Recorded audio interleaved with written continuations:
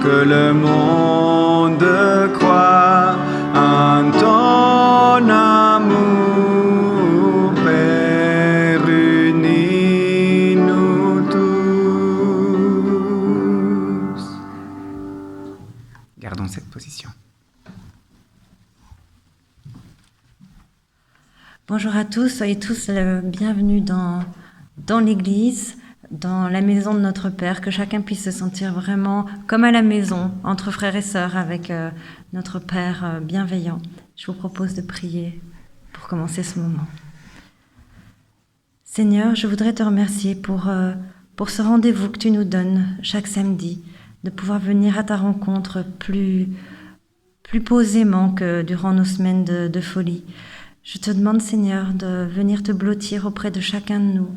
Réchauffe nos cœurs et vivifie nos esprits pour que nous puissions être touchés, chacun personnellement, par le message que tu comptes nous délivrer aujourd'hui et que nous puissions tous être remplis de toi et de ton amour.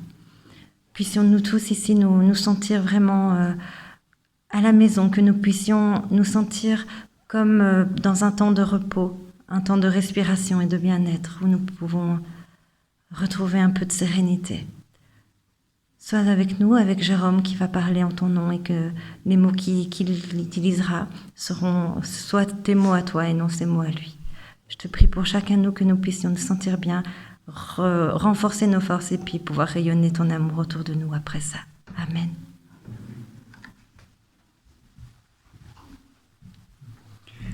C'est une joie d'être ici devant vous ce sabbat. Normalement, en Belgique, c'est quelque chose que j'ai remarqué quand je suis arrivé. On dit, quand on t'invite à la maison, qu'est-ce que je peux ramener, n'est-ce pas? Voilà. Et aussi, j'imagine que dans nos cultures, ça se fait d'aller chez les gens avec quelque chose, n'est-ce pas? Avec un petit quelque chose. Eh bien, aujourd'hui, nous sommes dans la maison de notre Seigneur et nous pouvons aller dans sa maison avec quelque chose aussi. Prenons notre cœur et ramenons-lui tout ce que nous avons dans notre cœur comme don. Tous ces sentiments de reconnaissance, de joie, de repos, offrons-les lui comme un cadeau. Nous venons dans ta maison. Nous venons dans ta maison et nous nous assemblons pour t'adorer. Nous venons dans ta maison et nous nous assemblons pour t'adorer. Nous venons dans ta maison et nous nous assemblons pour t'adorer, Jésus. T'adorer, te louer, Seigneur. Tu nous donnes ta justice et tu nous as franchis pour t'adorer. Tu nous donnes ta justice et tu nous as franchis pour t'adorer. Tu nous donnes ta justice et tu nous as franchis pour t'adorer, Jésus. T'adorer, te louer, Seigneur. Nous levons nos mains vers toi et nous te contemplons pour t'adorer. Nous levons nos mains vers toi et nous te contemplons pour t'adorer. Nous levons nos mains vers toi et nous te contemplons pour t'adorer, Jésus. T'adorer, te louer, Seigneur.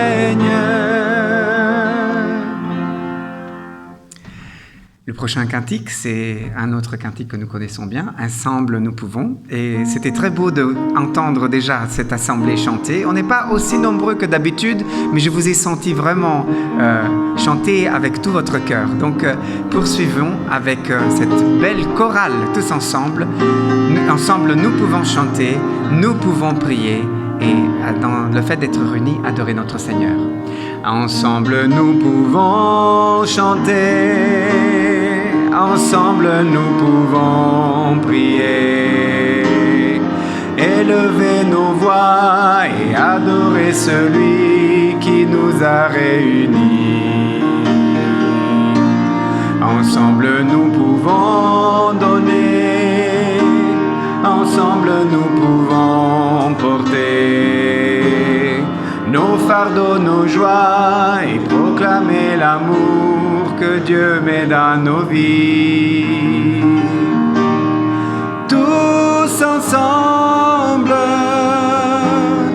tous ensemble, nous pouvons montrer son amour au monde entier. Ensemble nous pouvons chanter, ensemble nous pouvons prier, élever nos voix et adorer celui qui nous a réunis. Merci beaucoup pour ce moment de louange ensemble. C'est un plaisir de voir autant d'enfants alors que c'est le début des vacances scolaires et que pas mal d'entre eux sont partis. C'est vraiment chouette de voir encore beaucoup d'enfants.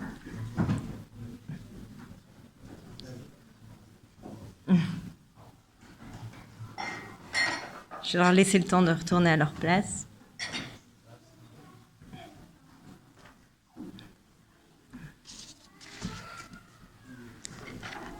Alors aujourd'hui, la lecture biblique que nous allons faire se trouve dans 1 Corinthiens, au chapitre 1, verset 1. C'est facile à retenir. 1 Corinthiens 1, chapitre 1, verset 1. Paul, apôtre de Jésus-Christ par appel, par volonté de Dieu, et le frère de Sosthène, à l'Église de Dieu qui est à Corinthe, à ceux qui ont été consacrés en Jésus-Christ et qui sont saints par appel, avec tous ceux, en tout lieu, qui invoquent Dieu, le nom du Seigneur Jésus-Christ, et qui est leur Seigneur comme le nôtre. Grâce et paix à vous de la part de Dieu notre Père et du Seigneur Jésus-Christ.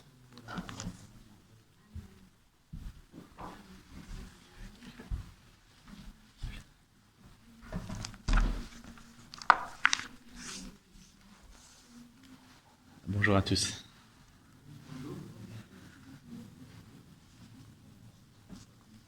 Alors, est-ce que par hasard, dans la salle ici, il y a quelqu'un qui saurait construire une fusée?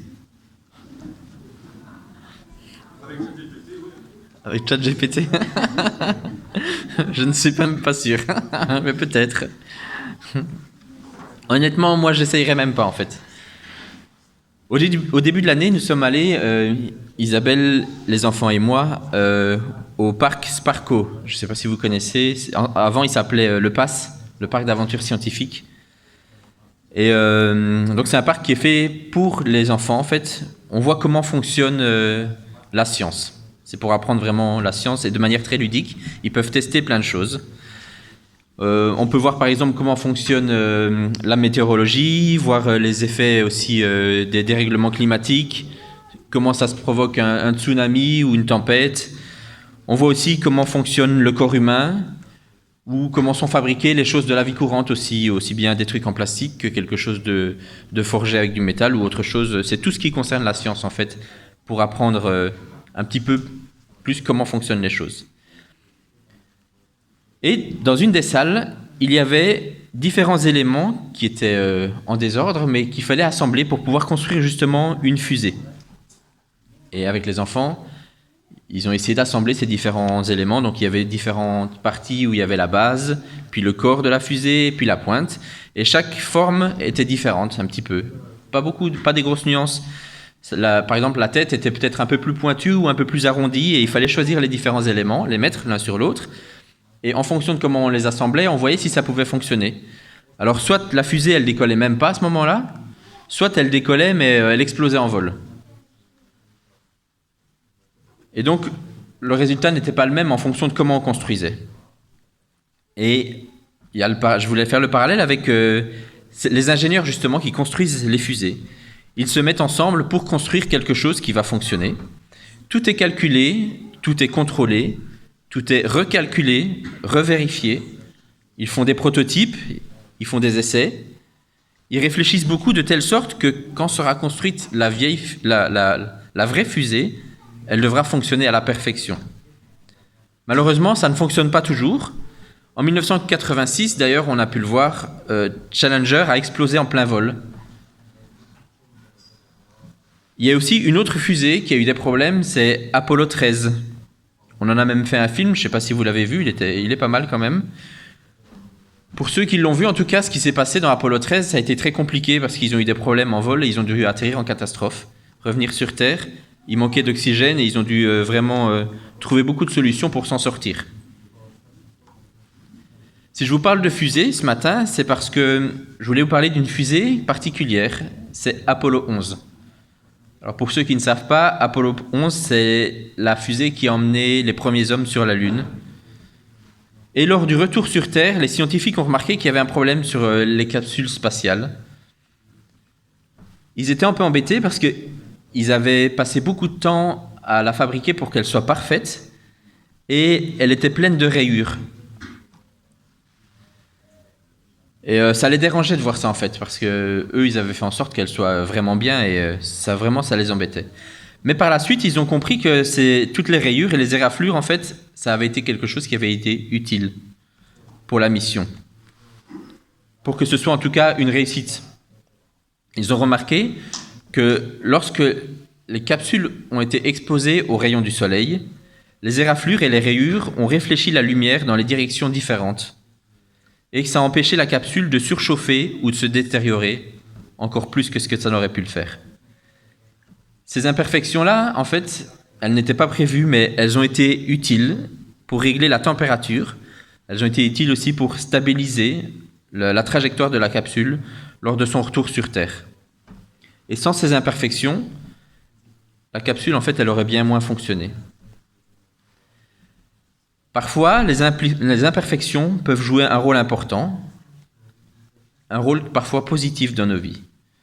Nous avons aussi souvent tendance à rechercher la perfection, mais il est important de se rappeler justement que l'imperfection peut également avoir sa propre valeur, sa propre beauté. Et dans nos églises, nous souhaitons souvent atteindre la perfection. Avec le Christ comme modèle, nous avons justement un exemple de perfection que nous aimerions atteindre justement à la perfection, si on peut le dire. Et ce souci de vouloir faire les choses justement parfaitement, par nos propres moyens, est humain. J'ai fait une petite recherche sur les différentes autres religions, non chrétiennes d'abord, par exemple les bouddhistes. C'est par ses propres moyens que le bouddhiste peut atteindre la perfection. Il faut pratiquer régulièrement la méditation, cultiver la compassion et la sagesse. Le chemin vers la perfection est un chemin continu de croissance et de développement spirituel. Aussi, pour les musulmans, pour atteindre la perfection dans l'islam, les musulmans sont appelés à pratiquer les 5 piliers de l'islam. C'est la profession de foi, la prière, l'aumône, le jeûne et le pèlerinage à la Mecque. L'objectif ultime, c'est de rechercher la satisfaction de Dieu et d'atteindre la vie éternelle dans l'au-delà. Dans le judaïsme aussi, il faut suivre les commandements de Dieu, pratiquer la prière, étudier les textes sacrés et cultiver des qualités morales élevées. Et pour nous, les chrétiens, on pourrait dire que pour être parfait, il faut suivre les 10 commandements, aimer son prochain comme soi-même, aimer son Dieu. Mais il y a aussi un problème, parce que selon la Bible, on ne peut pas être parfait. C'est Paul qui nous le dit. Personne n'est parfait. C'est d'ailleurs des versets qu'on a lus ce matin. Dans Romains 3, verset 10, je prends juste un extrait. Ainsi qu'il y est écrit, il n'y a pas de juste, pas même un seul. Et un peu plus bas, dans le même chapitre, au verset 23, donc Romains 3, 23, tous en effet ont péché et sont privés de la gloire de Dieu. Avec ces 2 textes, donc, on est en difficulté, parce que nous avons tous péché et nous sommes privés de la gloire de Dieu. Et si on veut atteindre Dieu par nos propres moyens, en fait, nous n'y arriverons pas. Si on veut atteindre la perfection par nos propres moyens, nous n'y arriverons pas. Heureusement, c'est là que Christ rentre en action. Nous sommes donc dans l'impossibilité d'atteindre la perfection, mais grâce à Christ, nous sommes quand même sauvés, car nous sommes sous la grâce, et il nous fait ce cadeau d'avoir accès à cette vie éternelle. Ça, c'était une petite parenthèse sur la perfection personnelle, mais ce n'était pas vraiment de ça que je voulais parler ce matin, mais plus de la perfection de l'Église. Et je voudrais réfléchir avec vous à cette question. Et pour l'Église, l'Église peut-elle être parfaite ? Je ne parle pas ici de l'Église mondiale, mais plus de l'Église adventiste de Woluwe. Quels sont les critères pour définir une Église parfaite ? Alors je voudrais réfléchir avec vous sur notre façon de fonctionner. Nous avons souvent des critères pour déterminer d'ailleurs ce qui est bien ou ce qui est mal. Et j'ai un exemple par exemple. Quels sont nos critères pour définir justement une bonne chose ? Alors, j'en parle de temps en temps, mais en tant qu'ancien menuisier, en observant un meuble, je peux vous dire s'il est parfait, ou je peux aussi vous dire où sont les défauts. Je suis ce qu'on pourrait appeler un spécialiste du bois. Dans d'autres corps de métier, par exemple, même les artistes peuvent relever les défauts. Alors, il faudrait aussi pouvoir mettre les critères pour voir qu'est-ce qui est parfait et qu'est-ce qui ne l'est pas. Mais en fonction des critères qui seraient établis, on peut arriver justement à une réponse. Ou encore, il y a une manière plus simple dans un autre corps de métier, on peut dire un corps de métier. Un professeur de maths, lui, avec certitude, par rapport à une formule de mathématiques, il peut voir si elle est juste ou non, et il peut déterminer justement si cette formule de maths est parfaite ou non. Mais il y a une chose qui est comique, c'est que bizarrement, quand il s'agit de l'Église, tout le monde est qualifié à ce moment-là. C'est une chose sur laquelle d'ailleurs je voudrais vous amener à réfléchir. Comment ça se fait que tous les membres d'Église, tout le monde en fait peut se permettre de dire si on est apte ou si on n'est pas apte en termes de spiritualité. C'est une question, je pense, qui vaut la peine d'être posée et qui vaut la peine qu'on puisse y réfléchir. C'est peut-être quelque chose qui est typique à l'Église adventiste, je ne sais pas. Ça me fait d'ailleurs penser à une chose que j'avais un professeur qui disait à la faculté de théologie, qui disait avec humour que les étudiants qui arrivaient à la faculté, bizarrement, c'était tous des docteurs en théologie quand ils arrivaient déjà, en première année.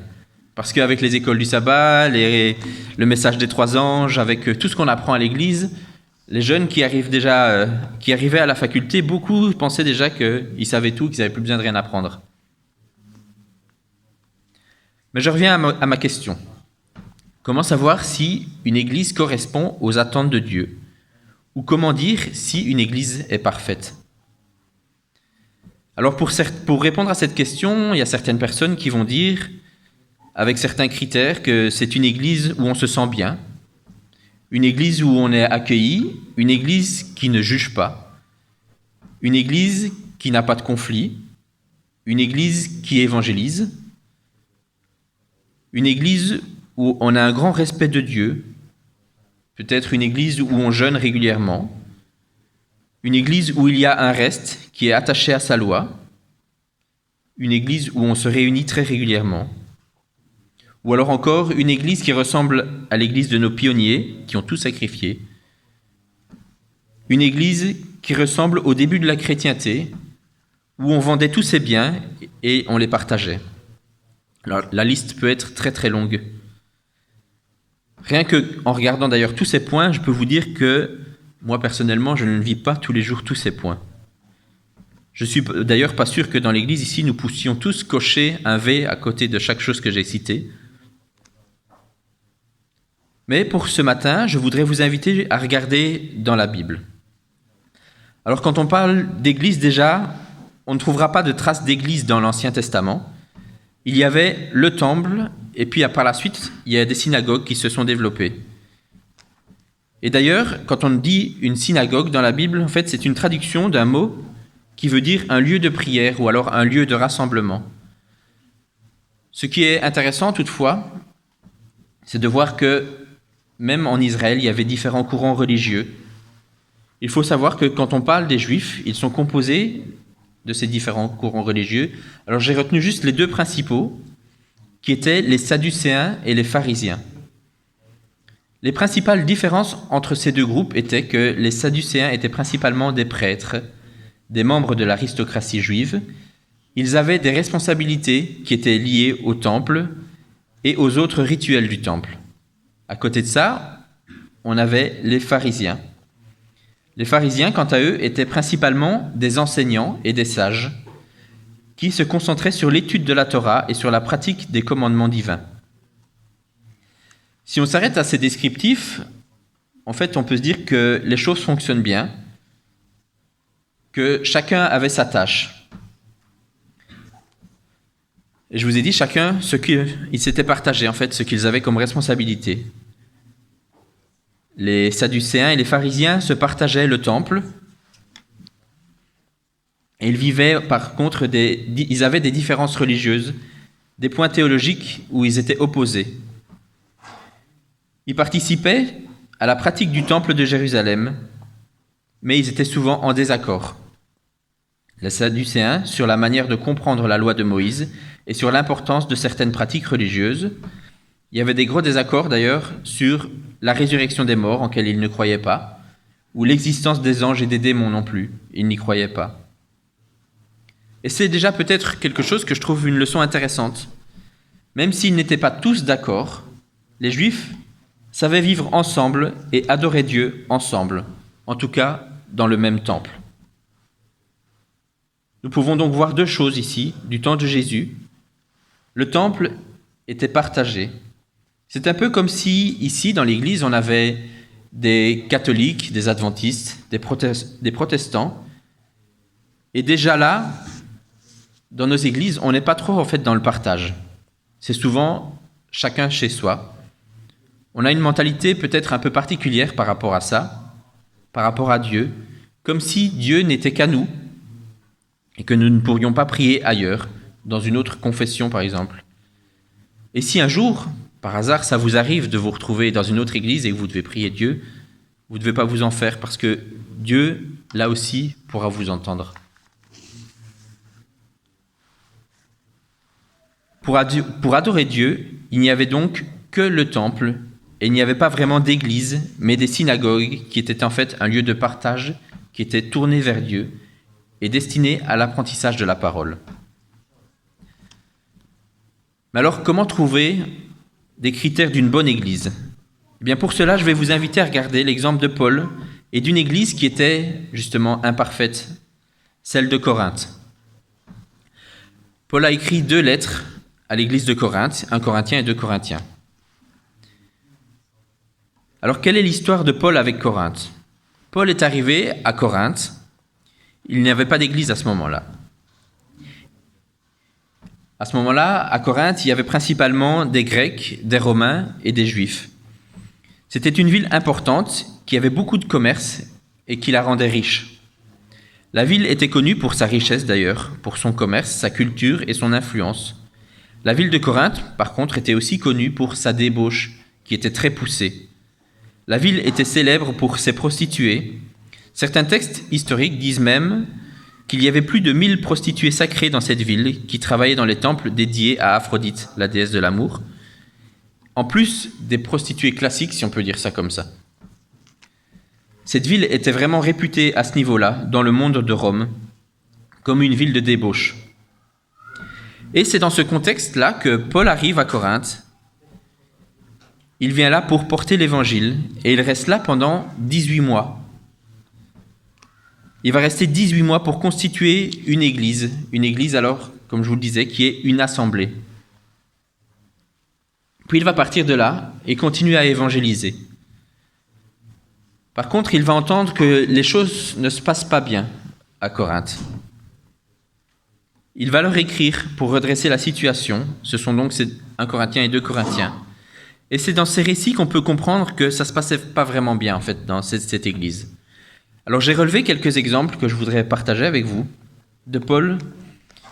Alors, je suis resté essentiellement dans la lettre de 1 Corinthiens. Ici, on nous montre que les choses ne vont pas bien. Dans 1 Corinthiens 1, verset 10, que je vais lire avec vous. « Je vous encourage, mes frères, par le nom de notre Seigneur Jésus-Christ, à tenir tous le même langage, qu'il n'y ait pas de division parmi vous. Soyez bien unis dans la même pensée et dans les mêmes desseins. Et donc ici, on voit déjà, par juste ce verset, qu'il y avait des divisions dans l'église de Corinthe. On va aller un peu plus loin, dans 1 Corinthiens 5, verset 1.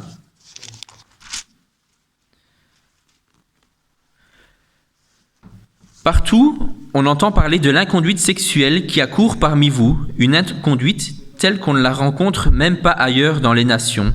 C'est au point que l'un de vous a la femme de son père. Une inconduite sexuelle qu'on entend parler de partout tellement elle était forte. Voilà encore un point négatif sur Corinthe. Un peu plus loin, 1 Corinthiens 6, le verset 1. Lorsque l'un de vous a un différend avec un autre, comment ose-t-il faire un procès devant les injustes et non pas devant les saints?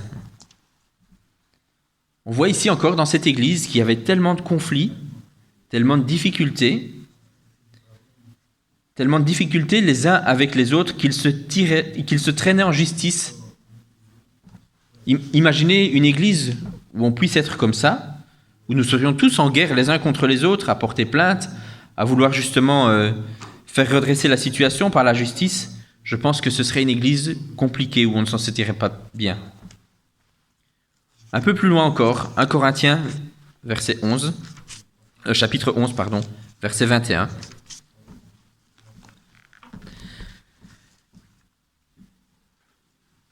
Là, on nous parle des moments où il y avait la Sainte Seine. N'avez-vous pas des maisons pour manger et boire ? Ou bien méprisez-vous l'Église de Dieu en faisant honte à ceux qui n'ont rien ? Que dois-je vous dire ? Dois-je vous féliciter ? Sur ce point, je ne vous félicite pas.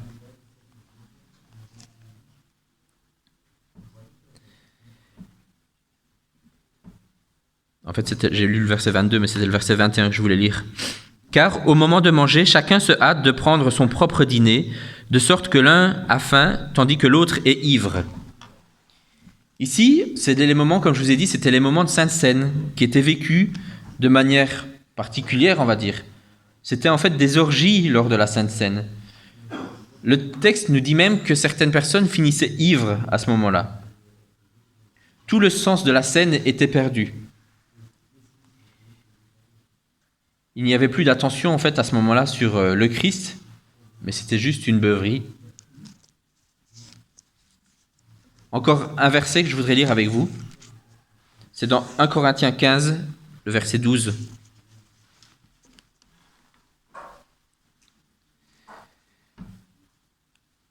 Or, si l'on proclame que le Christ s'est réveillé d'entre les morts, comment quelques-uns d'entre vous peuvent-ils dire qu'il n'y a plus de résurrection des morts ?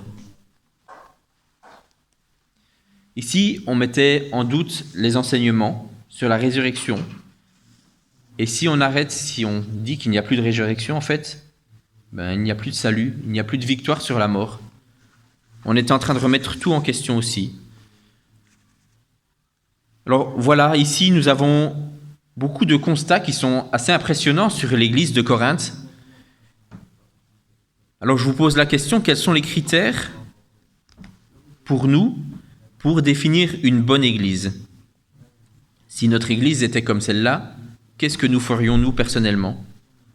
Peut-être que nous ferions le choix de nous en éloigner, de la quitter, ou de dire il faut que je redresse la situation et de la réprimander. Et je voudrais vous inviter à regarder ce que Paul a fait avec eux. Tout d'abord, si Paul a écrit cette lettre, c'est pour dénoncer les abus qui s'y produisaient. Il dit ce qui ne va pas, mais il dit aussi autre chose. Je vous parlais au début d'une église qui était parfaite, et là on peut dire que nous étions loin d'une église parfaite quand on parle de Corinthe.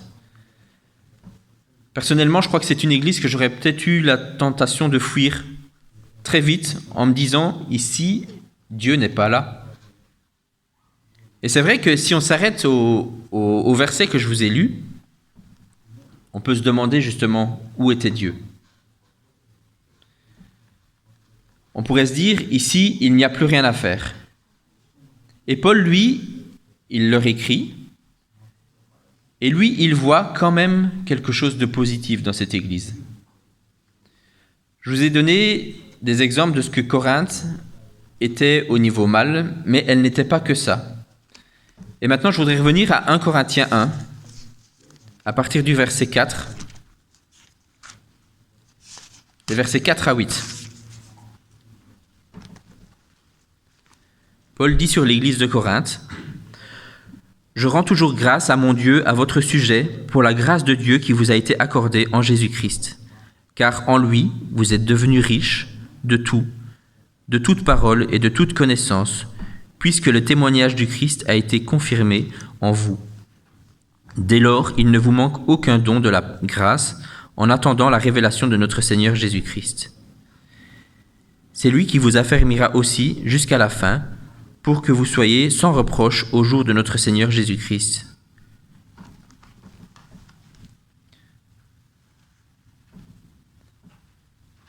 Alors si vous regardez toujours dans ce texte, il dit « Je rends toujours grâce à mon Dieu à votre sujet. » Paul, ici, est en train de remercier Dieu, car déjà ils sont là, et c'est déjà quelque chose d'important. Il leur dit aussi « Vous êtes devenus riches de tout, de toute parole et de toute connaissance. » Ils sont riches de leurs instructions sur Christ. Ils ont tous les éléments en main, en fait, par rapport à la connaissance de Christ. Il dit aussi, le témoignage de Christ a été confirmé en vous. Vous êtes les témoins du Christ et c'est confirmé en vous. En fait, quand il dit ça, il leur dit que ça se voit, qu'ils sont témoins du Christ.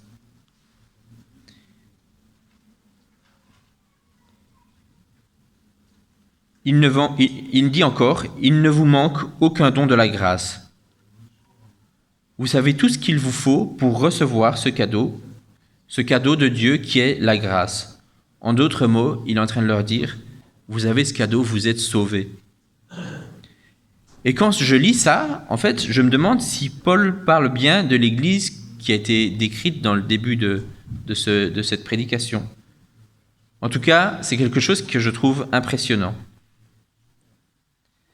Si vous relisez ce qui a été lu en introduction aussi, par Isabelle, Paul dit que cette Église aussi, elle est sainte, chapitre 1, verset 2. Comment Paul fait pour trouver toutes ces choses positives dans cette Église? Et j'ai une réponse par rapport à ça. Cette réponse, elle se trouve dans la deuxième lettre que Paul a écrite aux Corinthiens. Il l'a écrit à peu près 1 an après. C'est 2 Corinthiens, chapitre 2.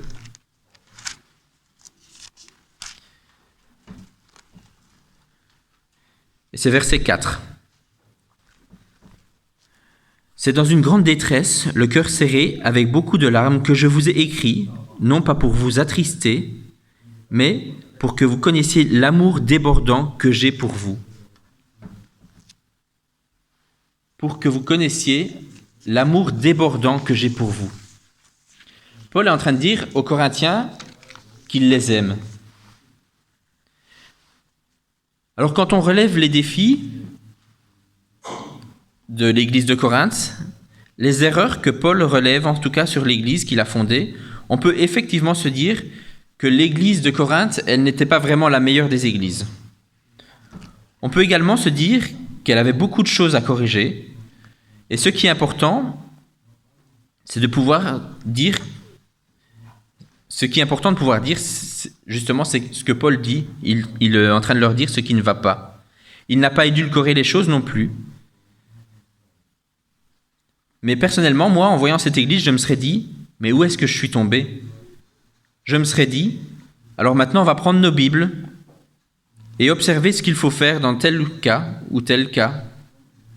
Que dit aussi peut-être également le manuel d'église pour essayer de voir un peu comment on va s'en sortir? Est-ce qu'il faut par exemple aussi radier les personnes à tour de bras? Est-ce qu'il faut décider de fermer cette église qui ne ressemble plus vraiment à une église chrétienne? Et effectivement, Paul, lui, il a remis un petit peu d'ordre dans cette église justement. Il a condamné les mauvaises actions qui se passent dans l'Église, mais il a aussi encouragé, il a réconforté et il a souligné aussi les choses qui étaient positives.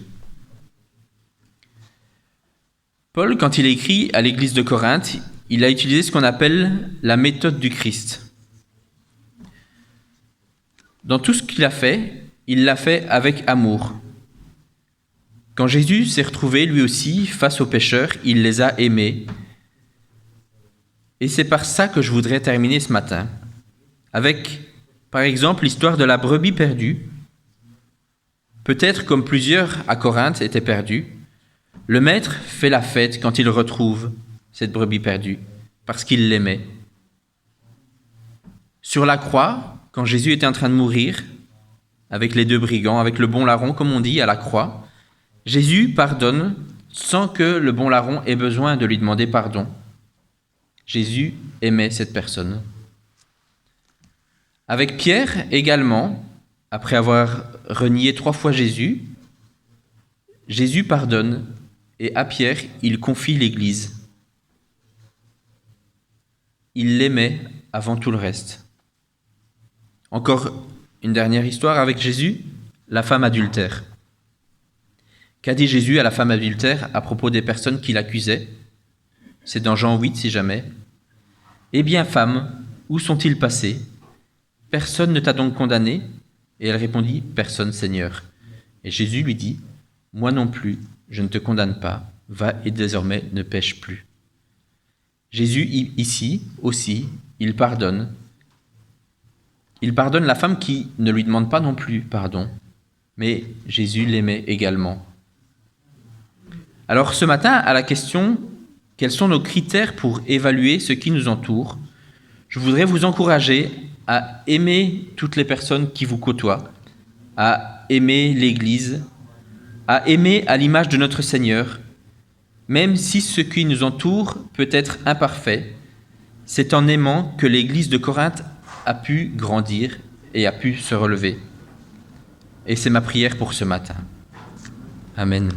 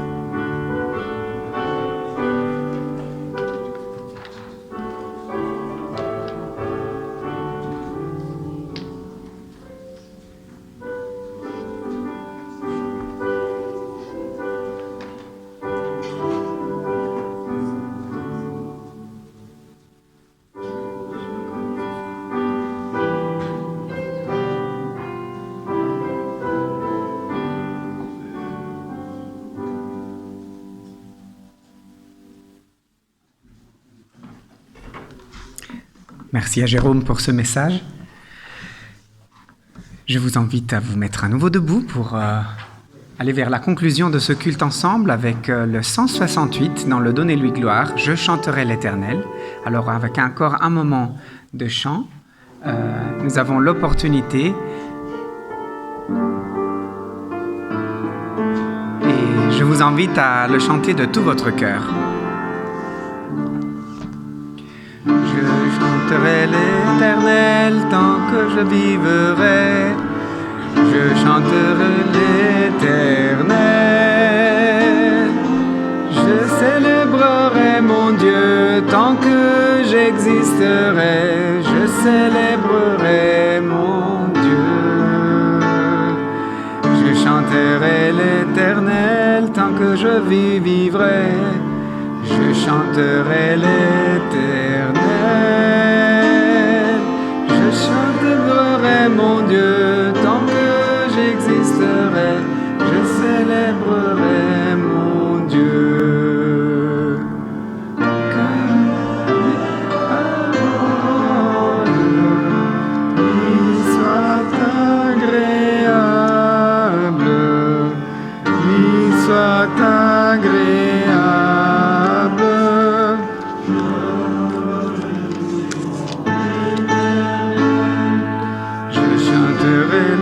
éternel que je vivrai, je chanterai l'Éternel. Je célébrerai mon Dieu tant que j'existerai, je célébrerai mon Dieu.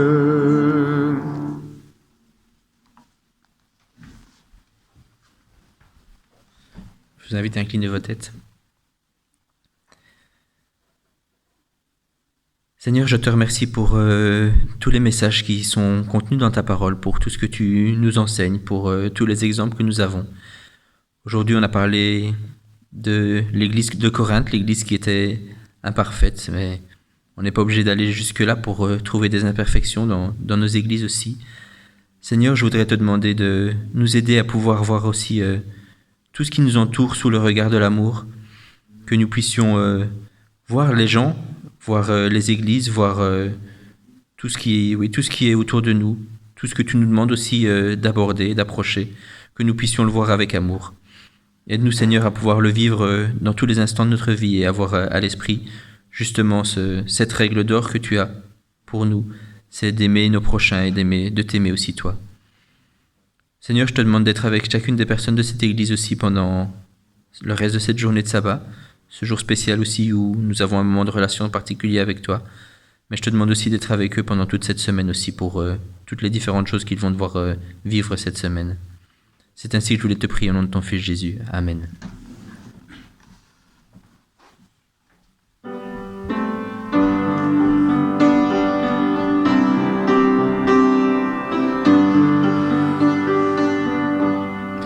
Que la paix de Dieu reste dans vos cœurs. Que la paix de Dieu reste dans vos cœurs. Que sa force vous anime dans la joie ou dans les pleurs. Que la paix de Dieu reste dans vos cœurs. Que l'amour de Dieu reste dans vos cœurs. Que l'amour de Dieu reste dans vos cœurs. Que sa force vous anime dans la joie ou dans les pleurs. Que l'amour de Dieu reste dans vos cœurs. Que le Saint-Esprit reste dans vos cœurs. Que le Saint-Esprit reste dans vos cœurs.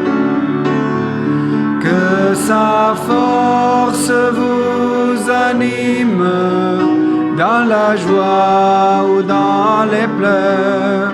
Que le Saint-Esprit reste dans vos cœurs.